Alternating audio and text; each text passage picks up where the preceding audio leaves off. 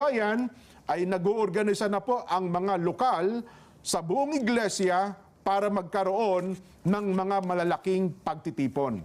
Nelson, para ipakita po at ipahayag, ito pong binabanggit namin na pabor kami sa opinyon ng Pangulong Bongbong Marcos na no to impeachment. Dahil ang daming ang problema ng bansa, hindi ba? Ang dapat po nating unahin, ang problema ng bansa na mas malaki. Yes. Hindi po ang impeachment. At dapat maintindihan nyo rin na ito ay para sa kapayapaan. At hindi para sa anumang kaguluhan na posibleng manggaling kahit sa anumang panig. Ha? Tama. Dapat yun ang maintindihan natin. Wala tayong pinapanigan, kundi yung pagkakaisa at kapayapaan ng bansa. Well, opo. Dito naman kasi sa sitwasyon nakikita, Nelson, ako, ito sariling opinion ko na ito ay meron talaga mga tao kasi na merong, ang tawag doon, inferior motive, may ibang motibo eh. Parang ayaw nilang makita, malungkot sila na makita ang bansa ay nagkakaisa eh. Di ba? Pag nakita nila nagkakaisang bansa at na sumusulong, humaharap sa problema, parang anong tawag doon? Parang ginigiyagis ang puso nila. Ayaw ko makita ito. Eh hindi po, kami ni Nelson. Naku, ang gusto namin makita ang ating bansa ay nagkakaisa.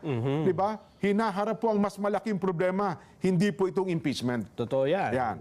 Para magkaroon na rin tayo ng pagkakataon na harapin talaga. Ano ang problema ng bansa natin? Hindi ba? Ayan. Kung araw-araw kayo na sumusubaybay dito, kabisadong nyo na. Hindi po ba? Na number one, ang mahal ng bilihin. Bagsak ang ating agrikultura. At ang solusyon natin, importasyon ng importasyon. Yan ho ba? Yan, hindi ba priority ang tiyan? Ang kakainin ng mga mamamayan? Hindi ba yan dapat ang inuuna? Hindi ba, Jen? Sino bang makikinabang kung impeachment ang paglutunan natin ng pansin? Magkakaroon ba ng bunga ang mga tanim? Gaganda ba ang ani ng palay? Hindi na ba tayo mag-i-import ng kung ano-anong agricultural products kapag natapos ang impeachment?